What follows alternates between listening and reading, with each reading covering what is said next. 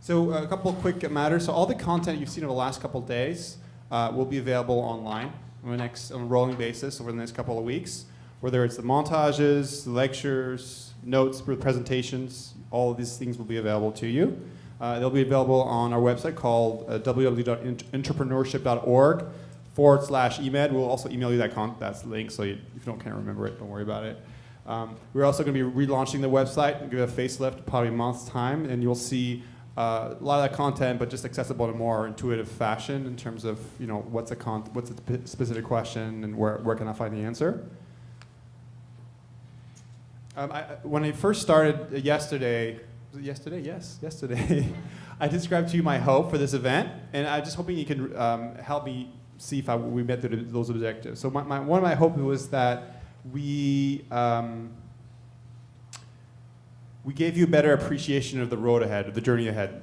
So if you could raise your hand if you feel like you've gotten a better appreciation, and if you're not an early stage entrepreneur, just if you could raise your hand as well, so it makes us feel better.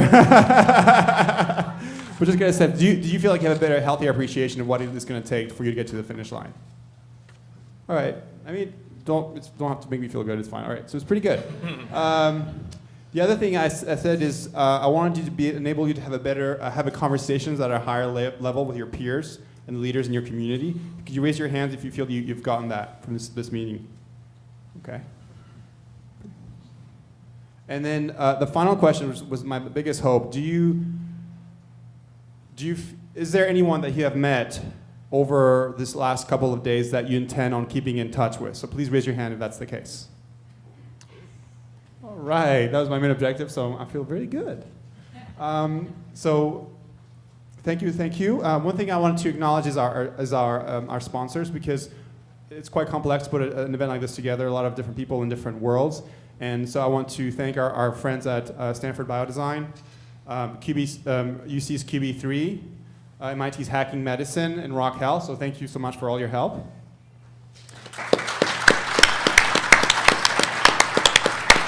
One last comment before we roll the montage to close the event is if you valued what you've received over the last couple of days, I ask you to reciprocate by keeping in touch with us. Let us know how you do, not only next week or 2 weeks, but over the next years as you succeed and fail. I mean, it's part of the process, so that we understand better what's happening in the ecosystem, what are maybe some new emerging trends and things that we need to tackle, and how we can best serve you as the foundation of entrepreneurship. So please do that. Thank you, and we'll roll the final clip. To start a company from scratch, to pursue an idea, to secure the financing, to advance the clinical trials, you need to have motivation that goes beyond your paycheck for sure, because that's probably not going to be the most exciting part of what you do. But you need to have motivation that runs very deep to the core of your values. There's got to be something that gets you up in the morning after sometimes you've just been up all night, that is so dear to you that it's worth the fact that you probably won't see your family a whole lot. Your weekends are pretty much gone. And you will put up with a lot of obstacles along the way, some that you expect, some that are surprises, that you will sometimes be treated unfairly and sometimes feel that you are very, very lonely in the world as a company, fighting a battle of how do you fund things that are scientifically so valuable and that should have the attention of everyone who cares. There is absolutely nothing as satisfying as inventing a technology that can help restore someone's health. The degree of just importance that you feel when you see your technology being used in a patient and it works and that patient's health is improved, maybe their life is even saved, that blows the socks off of anything else you could possibly do with your life. Every day,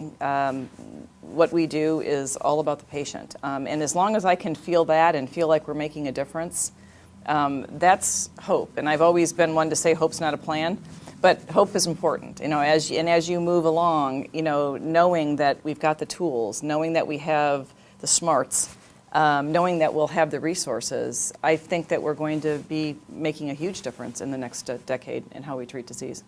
The value that gets you out of bed in the morning needs to be very close to your heart. And to me, it is the patients that we're connected to, the promise that what we are doing holds for those patients. The fact that I know them, I know their names, I know who they are, and I know they're more being born every day.